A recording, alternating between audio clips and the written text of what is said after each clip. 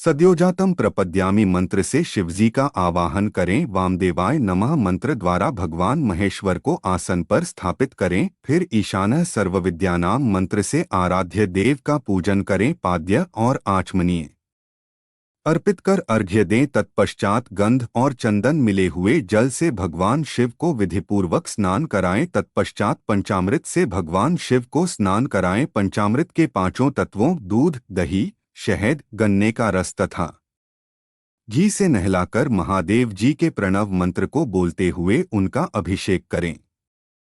जलपात्रों में शुद्ध व शीतल जल ले। सर्वप्रथम महादेव जी के लिंग पर कुश, अपामार्ग, कपूर, चमेली, चंपा, गुलाब, सफेद कनेर, बेला, कमल और उत्पल पुष्पों एवं चंदन को चढ़ाकर पूजा करें। उन पर अनवरत जल की धारा गिरने की भी व्यवस्था करें। जल से भरे पात्रों से महेश्वर को नहलाएं। मंत्रों से भी पूजा करनी चाहिए। ऐसी पूजा समस्त अभीष्ट फलों को देने वाली है। पावमान मंत्र, रुद्र मंत्र, नीलरुद्र मंत्र, पुरुष सूक्त, श्री सूक्त, अथर्वशीर्ष मंत्र, शांति मंत्र, भारुंड मंत्र, स्थंतरसांग, मृत्युंजय मंत्र एवं पंचाक्षर मंत्रों से पूजन करें। शिवलिंग पर 1 सहस्र या 100 जलधाराएं गिराने की व्यवस्था करें। स्फटिक के समान निर्मल, अविनाशी, सर्वलोकमय परमदेव, जो आरंभ और अंत से हीन तथा रोगियों के औषधि के समान हैं, जिन्हें शिव के नाम से पहचाना जाता है एवं जो शिवलिंग के रूप में विख्यात हैं, उन भगवान शिव के मस्तक पर धूप, दीप, नैवेद्य और तांबूल आदि मंत्रों द्वारा अर्पित करें। अर्घ्य देकर भगवान शिव के चरणों में फूल अर्पित करें। फिर महेश्वर को प्रणाम कर आत्मा से शिवजी की आराधना करें और प्रार्थना करते समय हाथ में फूल ले भगवान शिव से क्षमा याचना हुए कहें, हे कल्याणकारी शिव, मैंने अनजाने में अथवा जानबूझकर जो जब तक पूजा आदि सत्कर्म किए हों, आपकी कृपा से वे सफल हों। हर्षित मन से शिवजी को फूल अर्पित करें। स्वस्ति वाचन कर अनेक आशीर्वाद ग्रहण करें। भगवान शिव से प्रार्थना करें कि प्रत्येक जन्म में मेरी शिव में भक्ति हो तथा शिव ही मेरे शरणदाता हो। इस प्रकार परम भक्ति से उनका पूजन करें। फिर सपरिवार भगवान को नमस्कार करें। जो मनुष्य भक्तिपूर्वक प्रतिदिन भगवान शिव की पूजा करता है, उसे सब सिद्धियां प्राप्त होती हैं। उसे मनोवांछित फलों की प्राप्ति होती है। उसके सभी रोग, दुख, दर्द और कष्ट समाप्त हो जाते हैं। भगवान शिव की कृपा से उपासक का कल्याण होता है। भगवान शंकर की पूजा से मनुष्य में सद्गुणों की वृद्धि होती है। मैं यह सब जानकर नारद अत्यंत प्रसन्न होते हुए अपने पिता ब्रह्मा जी को धन्यवाद देते हुए बोले कि आपने मुझ पर कृपा कर मुझे शिव पूजन की अमृत विधि बताई है। शिव भक्ति समस्त भोग और मोक्ष प्रदान करने वाली है। नारद जी बोले, ब्रह्मा जी, आप धन्य हैं क्योंकि आपने अपनी बुद्धि को शिव चरणों में लगा रखा है। कृपा कर इस आनंदमय विषय का वर्णन सविस्तार पुनः कीजिए। ब्रह्मा जी ने कहा, हे नारद, एक समय की बात है, मैंने सब ओर से देवताओं और ऋषियों को बुलाया और क्षीर सागर के तट पर भगवान विष्णु की स्तुति कर उन्हें प्रसन्न किया। भगवान विष्णु प्रसन्न होकर बोले, हे ब्रह्मा जी एवं अन्य देवगणों, आप यहाँ क्यों पधारे हैं? आपके मन में क्या इच्छा है? आप अपनी समस्या बताइए, मैं निश्चय ही उसे दूर करने का प्रयत्न करूंगा। यह सुनकर ब्रह्मा जी बोले, हे भगवान, दुखों को दूर करने के लिए किस देवता की सेवा करनी चाहिए? तब भगवान विष्णु ने उनके प्रश्न का उत्तर देते हुए कहा, हे ब्राह्मण, भगवान शिव शंकर ही सब दुखों को दूर करने वाले हैं। सुख की कामना करने वाले मनुष्य को उनकी भक्ति में सदैव लगे रहना चाहिए। उन्हीं में मन लगाए और उन्हीं का चिंतन करे। जो मनुष्य शिव भक्ति में लीन रहता है, जिसके मन में वे विराजमान हैं, वह मनुष्य कभी दुखी नहीं हो सकता। पूर्व जन्म में किए गए पुण्यों एवं शिव भक्ति से ही पुरुषों को सुंदर भवन, आभूषणों से विभूषित स्त्रियां, मन का संतोष, धन संपदा, स्वस्थ शरीर, पुत्र पौत्र, अलौकिक प्रतिष्ठा, स्वर्ग के सुख एवं मोक्ष प्राप्त होता है। जो स्त्री या पुरुष प्रतिदिन भक्तिपूर्वक शिवलिंग की पूजा करता है, उसको हर जगह सफलता प्राप्त होती है, वह पापों के बंधन से छूट जाता है। ब्रह्मा जी एवं अन्य गणों ने भगवान विष्णु के उपदेश को डोट ध्यानपूर्वक सुना। भगवान विष्णु को प्रणाम कर कामनाओं की पूर्ति हेतु उन्होंने शिवलिंग की प्रार्थना की। तब श्री विष्णु ने विश्वकर्मा को बुलाकर कहा, हे मुने, तुम मेरी आज्ञा से देवताओं के लिए शिवलिंगों का निर्माण करो। तब विश्वकर्मा ने मेरी और श्रीहरि की आज्ञा को मानते हुए देवताओं के लिए उनके अनुसार लिंगों का निर्माण कर उन्हें प्रदान किया। मुनिश्रेष्ठ नारद, सभी देवताओं को प्राप्त शिवलिंगों के विषय में सुनो। सभी देवता अपने द्वारा प्राप्त लिंग की पूजा उपासना करते हैं। पद्मपराग मणि का लिंग इंद्र को, सोने का कुबेर को, पुखराज का धर्मराज को, श्याम वर्ण का वरुण को, इंद्रनील मणि का विष्णु को और ब्रह्मा जी हेमलय लिंग को प्राप्त कर उसका भक्तिपूर्वक पूजन करते हैं। इसी प्रकार विश्वदेव चांदी के लिंग की और वसुगण पीतल के बने लिंग की भक्ति करते हैं। पीतल का अश्विनी कुमारों को, स्फटिक का लक्ष्मी को, तांबे का आदित्यों को और मोती का लिंग चंद्रमा को प्रदान किया गया है। व्रजलिंग ब्राह्मणों के लिए व मिट्टी का लिंग ब्राह्मणों की स्त्रियों के लिए है। मयासुर चंदन द्वारा बने लिंग का और नागों द्वारा मूंगे के बने शिवलिंग का आदरपूर्वक पूजन किया जाता है। देवी मक्खन के बने लिंग की अर्चना करती हैं। योगीजन भस्ममय लिंग की, यक्षगण दधि से निर्मित लिंग की, छाया देवी आटे के लिंग और ब्रह्मपत्नी रत्नमय शिवलिंग की पूजा करती हैं। बाणासुर पार्थिव लिंग की पूजा करता है। भगवान विष्णु ने देवताओं को उनके हित के लिए शिवलिंग के साथ पूजन विधि भी बताई। देवताओं के वचनों को सुनकर मेरे हृदय में हर्ष की अनुभूति हुई। मैंने लोगों का कल्याण करने वाली शिव पूजा की उत्तम विधि बताई। यह शिव भक्ति समस्त अभीष्ट फलों को प्रदान करने वाली है। इस प्रकार लिंगों के विषय में बताकर ब्रह्मा जी ने शिवलिंग व शिव भक्ति की महिमा का वर्णन किया। शिव पूजन भोग और मोक्ष प्रदान करता है। मनुष्य जन्म उच्च कुल में प्राप्त करना अत्यंत दुर्लभ है, इसलिए मनुष्य रूप में जन्म लेकर मनुष्य को शिव भक्ति में लीन रहना चाहिए। शास्त्रों द्वारा बताए गए मार्ग का अनुसरण करते हुए, जाति के नियमों का पालन करते हुए कर्म करें।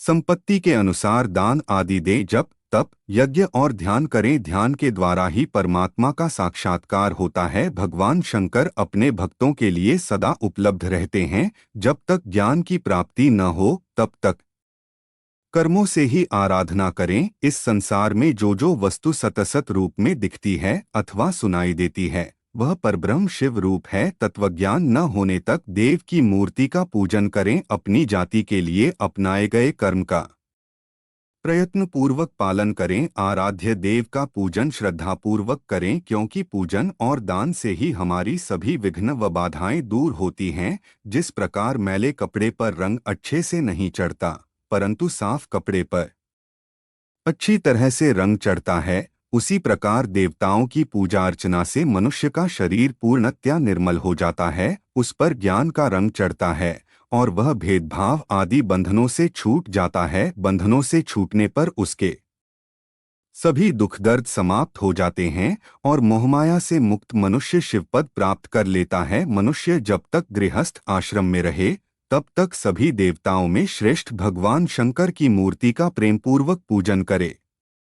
भगवान शंकर ही सभी देवों के मूल हैं, उनकी पूजा से बढ़कर कुछ भी नहीं है। जिस प्रकार वृक्ष की जड़ में पानी से सींचने पर जड़ एवं शाखाएं सभी तृप्त हो जाती हैं, उसी प्रकार भगवान शिव की भक्ति है। आत्म मनोवांछित फलों की प्राप्ति के लिए शिवजी की पूजा करनी चाहिए। अभीष्ट फलों की प्राप्ति तथा सिद्धि के लिए समस्त प्राणियों को सदैव लोक कल्याणकारी भगवान शिव का पूजन करना चाहिए। ब्रह्मा जी कहते हैं, हे नारद, अब मैं शिव पूजन की सर्वोत्तम विधि बताता हूँ। यह विधि समस्त अभीष्ट तथा सुखों को प्रदान करने वाली है। उपासक ब्रह्म मुहूर्त में उठकर जगदम्बा पार्वती और भगवान शिव का स्मरण करे। दोनों हाथ जोड़कर उनके सामने सिर झुकाकर भक्तिपूर्वक प्रार्थना करे, हे देवेश उठिए, हे त्रिलोकीनाथ उठिए, मेरे हृदय में निवास करने वाले देव उठिए और पूरे ब्रह्मांड का मंगल करिए, हे प्रभु। मैं धर्म को नहीं जानता हूँ, आपकी प्रेरणा से ही मैं कार्य करता हूँ। फिर गुरु चरणों का ध्यान करते हुए कमरे से निकलकर शौच आदि से निवृत्त हों। मिट्टी और जल से देह को शुद्ध करें, दोनों हाथों और पैरों को धोकर दातुन करें तथा 16 बार जल की अंजलियों से मुंह को धोएं। ये कार्य सूर्योदय से पूर्व ही करें हैं देवताओं और ऋषियों। षष्ठी, प्रतिपदा, अमावस्या, नवमी और रविवार के दिन दातुन न करें। नदी अथवा घर में समय से स्नान करें। मनुष्य को देश और काल के विरुद्ध स्नान नहीं करना चाहिए। रविवार, श्राद्ध, संक्रांति, ग्रहण, महादान और उपवास वाले दिन गर्म जल में स्नान न करें। क्रम से वारों को देखकर ही तेल लगाएं। जो मनुष्य नियमपूर्वक रोज तेल लगाता है, उसके लिए तेल लगाना किसी भी दिन दूषित नहीं है। सरसों के तेल को ग्रहण के दिन प्रयोग में न लाएं। इसके उपरांत स्नान पूर्व या उत्तर की ओर मुख करके करें। स्नान के उपरांत स्वच्छ अर्थात धुले हुए वस्त्र को धारण करें। दूसरों के पहने हुए अथवा रात में सोते समय पहने वस्त्रों को बिना धुले धारण न करें। स्नान के बाद पितरों एवं देवताओं को प्रसन्न करने हेतु तर्पण करें। उसके बाद धुले हुए वस्त्र धारण करें और आचमन करें। पूजा हेतु स्थान को गोबर आदि से लीपकर शुद्ध करें। वहां लकड़ी के आसन की व्यवस्था करें। ऐसा आसन अभीष्ट फल देने वाला होता है। उस आसन पर बिछाने के लिए मृग अर्थात हिरण की खाल की व्यवस्था करें। उस पर बैठकर भस्म से त्रिपुंड लगाएं। त्रिपुंड से जप तप तथा दान सफल होता है। त्रिपुंड लगाकर रुद्राक्ष धारण करें। तत्पश्चात मंत्रों का उच्चारण करते हुए आचमन करें। पूजा सामग्री को एकत्र करें। फिर जल, गंध और अक्षत के पात्र को दाहिने भाग में रखें। फिर गुरु की आज्ञा लेकर और उनका ध्यान करते हुए सपरिवार शिव का पूजन करें। विघ्न विनाशक गणेश जी का बुद्धि सिद्धि सहित पूजन करें। गणपति नमः का जाप करके उन्हें नमस्कार करें तथा क्षमा याचना करें। कार्तिकेय एवं गणेश जी का एक साथ पूजन करें तथा उन्हें बारंबार नमस्कार करें। फिर द्वार पर स्थित लंबोदर नामक द्वारपाल की पूजा करें। तत्पश्चात भगवती देवी की पूजा करें। चंदन, कुमकुम, धूप, दीप और नैवेद्य से शिवजी का पूजन करें। प्रेम पूर्वक नमस्कार करें। अपने घर में मिट्टी, सोना, चांदी, धातु या अन्य किसी धातु की शिव प्रतिमा बनाएं। भक्तिपूर्वक शिवजी की पूजा कर उन्हें नमस्कार करें। मिट्टी का शिवलिंग बनाकर विधिपूर्वक उसकी स्थापना करें तथा उसकी प्राण प्रतिष्ठा करें। घर में भी मंत्रोच्चार करते हुए पूजा करनी चाहिए। पूजा उत्तर की ओर मुख करके करनी चाहिए। आसन पर बैठकर गुरु को नमस्कार करें। अर्घ्यपात्र से शिवलिंग पर जल चढ़ाएं। शांत मन से पूर्ण श्रद्धावंत होकर महादेव जी का आवाहन इस प्रकार करें। जो कैलाश के शिखर पर निवास करते हैं और पार्वती देवी के पति हैं, जिनके स्वरूप का वर्णन शास्त्रों में है, जो समस्त देवताओं के लिए पूजित हैं, जिनके 5 मुख, 10 हाथ तथा प्रत्येक मुख पर 3-3 नेत्र हैं, जो सिर पर चंद्रमा का मुकुट और जटा धारण किए हुए हैं, जिनका रंग कपूर के समान है, जो बाघ की खाल बांधते हैं, जिनके गले में वासुकी नामक नाग लिपटा है, जो सभी मनुष्यों को शरण देते हैं और सभी भक्तगण जिनकी जय जयकार करते हैं, जिनका सभी वेद और शास्त्रों में गुणगान किया गया है। ब्रह्मा विष्णु जिनकी स्तुति करते हैं, जो परम आनंद देने वाले तथा भक्त वत्सल हैं, ऐसे देवों के देव महादेव भगवान शिवजी का मैं आवाहन करता हूँ। इस प्रकार आवाहन करने के पश्चात उनका आसन स्थापित करें। आसन के बाद शिवजी को पाद्य और अर्घ्य दें। पंचामृत के द्रव्यों द्वारा शिवलिंग को स्नान कराएं तथा मंत्रों सहित द्रव्य अर्पित करें। स्नान के पश्चात सुगंधित चंदन का लेप करें तथा सुगंधित जलधारा से उनका अभिषेक करें। फिर आचमन कर जल दें और वस्त्र अर्पित करें। मंत्रों द्वारा भगवान शिव को तिल, जौ, गेहूं, मूंग और उड़द अर्पित करें। पुष्प चढ़ाएं। शिवजी के प्रत्येक मुख पर कमल, शतपत्र, शंख पुष्प, कुश पुष्प, धतूरा, मंदार, द्रोण पुष्प, तुलसीदल तथा बेलपत्र चढ़ाकर पराभक्ति से महेश्वर की विशेष पूजा करें। बेलपत्र समर्पित करने से शिवजी की पूजा सफल होती है। तत्पश्चात सुगंधित चूर्ण तथा सुवासित तेल बड़े हर्ष के साथ भगवान शिव को अर्पित करें। गुग्गुल और अगरू की धूप दें। घी का दीपक जलाएं। प्रभो शंकर आपको हम नमस्कार करते हैं। आप अर्घ्य को स्वीकार करके मुझे रूप दीजिए, यश दीजिए और भोग व मोक्ष रूपी फल प्रदान कीजिए। यह कहकर अर्घ्य अर्पित करें, नैवेद्य व तांबूल अर्पित करें, 5 बत्ती की आरती करें 4 बार।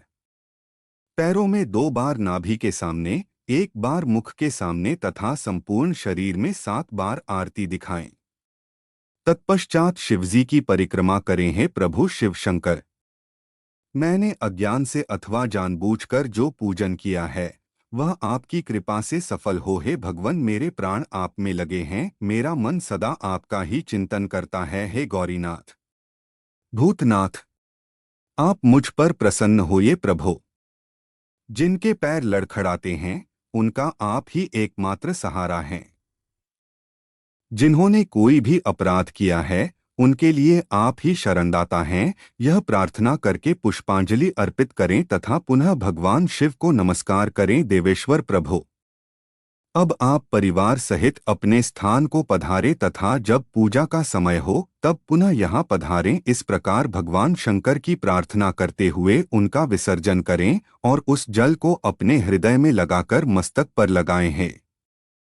महर्षियों, इस प्रकार मैंने आपको शिव पूजन की सर्वोत्तम विधि बता दी है, जो भोग और मोक्ष प्रदान करने वाली है। ऋषिगण बोले, हे ब्रह्मा जी, आप सर्वश्रेष्ठ हैं। आपने हम पर कृपा कर शिव पूजन की सर्वोत्तम विधि का वर्णन हमसे किया, जिसे सुनकर हम सब कृतार्थ हो गए। ऋषियों ने पूछा, हे महाभाग, अब आप यह बताइए कि भगवान शिवजी की किन किन फूलों से पूजा करनी चाहिए? विभिन्न फूलों से पूजा करने पर क्या क्या फल प्राप्त होते हैं? सूत जी बोले, हे ऋषियों, यही प्रश्न नारद जी ने ब्रह्मा जी से किया था। ब्रह्मा जी ने उन्हें पुष्पों द्वारा शिवजी की पूजा के महात्म्य को बताया। ब्रह्मा जी ने कहा, नारद, लक्ष्मी अर्थात धन की कामना करने वाले मनुष्य को कमल के फूल, बेलपत्र, शतपत्र और शंख पुष्प से भगवान शिव का पूजन करना चाहिए। 1,00,000 पुष्पों द्वारा भगवान शिव की पूजा होने पर सभी पापों का नाश हो जाता है और लक्ष्मी की प्राप्ति होती है। 1,00,000 फूलों से शिवजी की पूजा करने से मनुष्य को संपूर्ण अभीष्ट फलों से की प्राप्ति होती है। जिसके मन में कोई कामना न हो वह उपासक इस पूजन से शिव स्वरूप हो जाता है। मृत्युंजय मंत्र के 5,00,000 जाप पूरे होने पर महादेव के स्वरूप के दर्शन हो जाते हैं। 1,00,000 जाप से शरीर की शुद्धि होती है। दूसरे लाख के जाप से पहले जन्म की बातें याद आ जाती हैं। तीसरे लाख जाप के पूर्ण होने पर इच्छा की गई सभी वस्तुओं की प्राप्ति हो जाती है। चौथे लाख जाप पूर्ण होने पर भगवान शिव सपनों में दर्शन देते हैं। 5वां लाख जाप पूरा होने पर वे प्रत्यक्ष दर्शन देते हैं। मृत्युंजय मंत्र के 10,00,000 जाप करने से संपूर्ण फलों की सिद्धि होती है। मोक्ष की कामना करने वाले मनुष्य को 1,00,000 दर्भों दूर्वा से शिव पूजन करना चाहिए। आयु वृद्धि की इच्छा करने वाले मनुष्य को 1,00,000 दुर्वाओं द्वारा पूजन करना चाहिए। पुत्र प्राप्ति की इच्छा रखने वाले मनुष्य को 1,00,000 धतूरे के फूलों से पूजा करनी चाहिए। पूजन में लाल डंठल वाले धतूरे को शुभदायक माना जाता है। यश प्राप्ति के लिए 1,00,000 अगस्त्य के फूलों से पूजा करनी चाहिए। तुलसी दल द्वारा शिवजी की पूजा करने से भोग और मोक्ष की प्राप्ति होती है।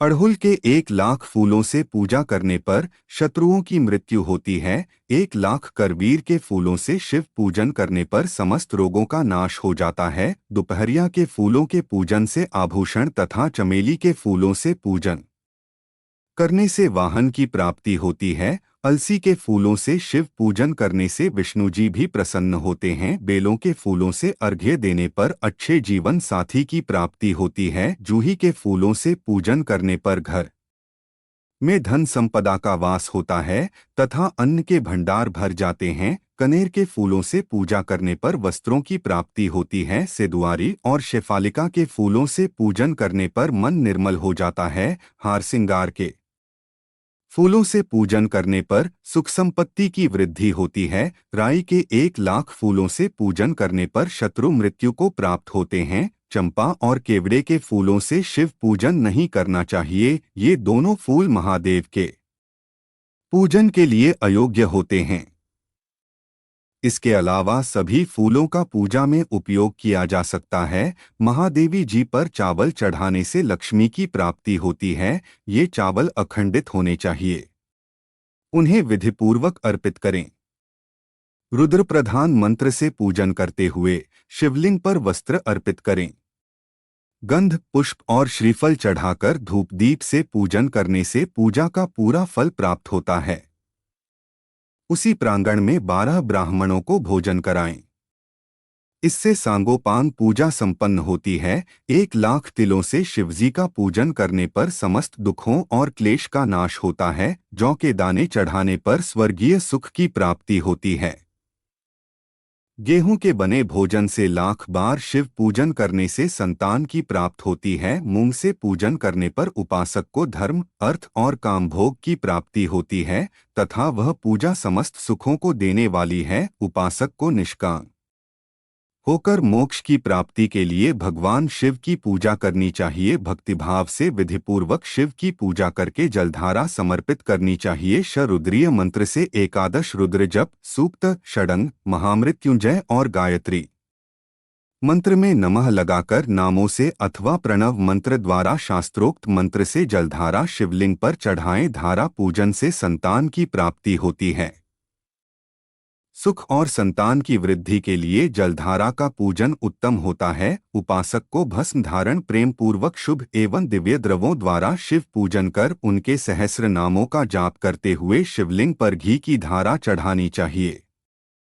इससे वंश का विस्तार होता है। 10,000 मंत्रों द्वारा इस प्रकार किया गया पूजन रोगों को समाप्त करता है तथा मनोवांछित फल की प्राप्त होती है। नपुंसक पुरुष को शिवजी का पूजन घी से करना चाहिए। ब्राह्मणों को डोट भोजन कराना चाहिए और प्राजापत्य का व्रत रखना चाहिए। बुद्धिहीन मनुष्य को दूध में शक्कर मिलाकर इसकी धारा शिवलिंग पर चढ़ानी चाहिए।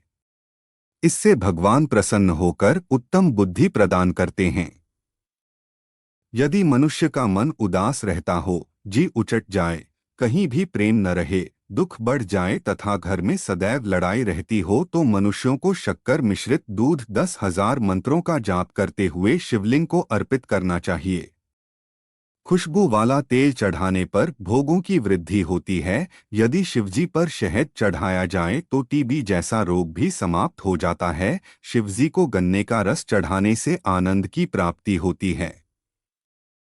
गंगाजल को चढ़ाने से भोग और मोक्ष की प्राप्ति होती है। उपरोक्त वस्तुओं को अर्पित करते समय मृत्युंजय मंत्र के 10,000 जाप करने चाहिए और 11 ब्राह्मणों को भोजन कराना चाहिए। इस प्रकार शिवजी की विधि सहित पूजा करने से पुत्र पौत्रादि सहित सब सुखों को भोगकर अंत में शिवलोक की प्राप्ति होती है।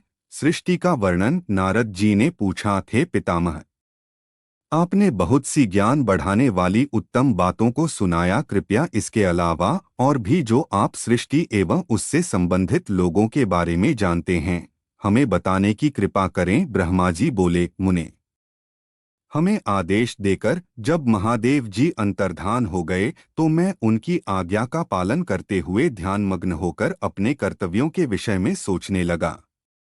उस समय भगवान श्रीहरि विष्णु से ज्ञान प्राप्त कर मैंने सृष्टि की रचना करने का निश्चय किया। भगवान विष्णु मुझे आवश्यक उपदेश देकर वहां से चले गए। भगवान शिव की कृपा से ब्रह्मांड से बाहर बैकुंठ धाम में जा पहुँचे और वहीं निवास करने लगे। सृष्टि की रचना करने के उद्देश्य से मैंने भगवान शिव और विष्णु का स्मरण करके जल को हाथ में लेकर ऊपर की ओर उछाला। इससे वहां एक अंड प्रकट हुआ जो 24 तत्वों का समूह कहा जाता है। वह विराट आकार वाला अंड जड़ रूप में था। उसे चेतनता प्रदान करने हेतु मैं कठोर तप करने लगा और 12 वर्षों तक तप करता रहा। तब श्रीहरि विष्णु स्वयं प्रकट हुए और प्रसन्नतापूर्वक बोले। श्री विष्णु ने कहा, ब्राह्मण, मैं तुम पर प्रसन्न हूँ। जो इच्छा हो वह वर मांग लो। भगवान शिव की कृपा से मैं सब कुछ देने में समर्थ हूँ। ब्रह्मा बोले, महाभाग, आपने मुझ पर बड़ी कृपा की है।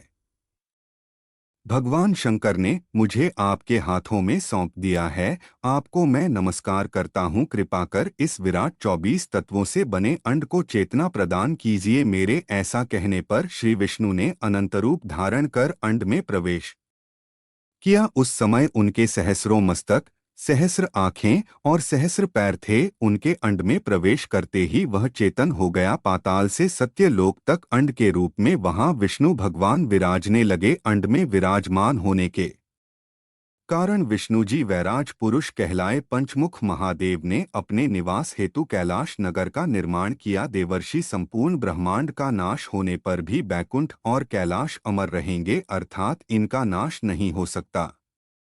महादेव की आज्ञा से ही मुझ में सृष्टि की रचना करने की इच्छा उत्पन्न हुई है। अनजाने में ही मुझसे तमोगुनी सृष्टि की उत्पत्ति हुई, जिसे अविद्या पंचक कहते हैं। उसके पश्चात भगवान शिव की आज्ञा से स्थावर संज्ञक वृक्ष, जिसे पहला सर्ग कहते हैं, का निर्माण हुआ, परंतु पुरुषार्थ का साधक नहीं था। अतः दूसरा सर्ग तिर्यक्त्रोता प्रकट हुआ। यह दुख से भरा हुआ था। तब ब्रह्माजी द्वारा ऊर्ध्वस्रोता नामक तीसरे सर्ग की रचना की गई। यह सात्विक सर्ग देव सर्ग के नाम से प्रसिद्ध हुआ। यह सर्ग सत्यवादी तथा परम सुखदायक है। इसकी रचना के उपरांत मैंने पुनः शिव चिंतन आरंभ कर दिया। तब एक रजोगुणी सृष्टि का आरंभ हुआ जो अर्वाकस्रोता नाम से विख्यात हुआ। इसके बाद मैंने 5 विकृत सृष्टि और 3 प्राकृत सर्गों को जन्म दिया। पहला महत्तत्व, दूसरा भूतों और तीसरा वैकारिक सर्ग है। इसके अलावा 5 विकृत सर्ग हैं,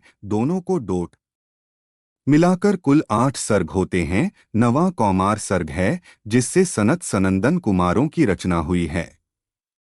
सनत आदि मेरे 4 मानस पुत्र हैं, जो ब्रह्मा के समान हैं। वे महान व्रत का पालन करने वाले हैं। वे संसार से विमुख एवं ज्ञानी हैं। उनका मन शिव चिंतन में लगा रहता है। मुनि नारद मेरी आज्ञा पाकर भी उन्होंने सृष्टि के कार्य में मन नहीं लगाया। इससे मुझ में क्रोध प्रवेश कर गया। तब भगवान विष्णु ने मुझे समझाया और भगवान शिव की तपस्या करने के लिए कहा। मेरी घोर तपस्या से मेरी भौहों और नाक के मध्य भाग से महेश्वर की 3 मूर्तियां प्रकट हुईं, जो पूर्णांश, सर्वेश्वर एवं दयासागर थीं, और भगवान शिव का अर्धनारीश्वर रूप प्रकट हुआ। जन्म मरण से रहित, परम तेजस्वी, सर्वज्ञ, नीलकंठ, साक्षात उमावल्लभ भगवान महादेव के साक्षात दर्शन कर मैं धन्य हो गया। मैंने भक्तिभाव से उन्हें प्रणाम किया और उन्हें प्रसन्न करने के लिए उनकी स्तुति करने लगा। तब मैंने उनसे जीवों की रचना करने की प्रार्थना की। मेरी प्रार्थना स्वीकारते हुए देवाधिदेव भगवान शिव ने रुद्र गणों की रचना की। तब मैंने उनसे पुनः कहा, देवेश्वर शिव शंकर, अब आप संसार की मोहमाया में लिप्त ऐसे जीवों की रचना करें जो मृत्यु और जन्म के बंधन में बंधे हों। यह सुनकर महादेव जी हंसते हुए कहने लगे। शिवजी ने कहा, हे ब्रह्मा, मैं जन्म और मृत्यु के भय में लिप्त जीवों की रचना नहीं करूंगा, क्योंकि वे जीव संसार रूपी बंधन में बंधे होने के कारण दुखों से युक्त होंगे। मैं सिर्फ से उनका उद्धार करूंगा। उन्हें परम ज्ञान प्रदान कर उनके ज्ञान का विकास करूंगा। हे प्रजापते, इन जीवों की रचना आप करें। मोहमाया के बंधनों में बंधे इस प्रकार के जीवों की सृष्टि करने पर भी आप इस माया में नहीं बंधेंगे। मुझसे इस प्रकार कहकर महादेव शिव शंकर अपने पार्षदों के साथ वहां से अंतर्धान हो गए। आप सबसे निवेदन है, आप अपना सुझाव दे। देवों के देव महादेव की कहानी आपको कैसी लगी, कमेंट्स जरूर बताएं। चैनल को सब्सक्राइब करें और लाइक करें।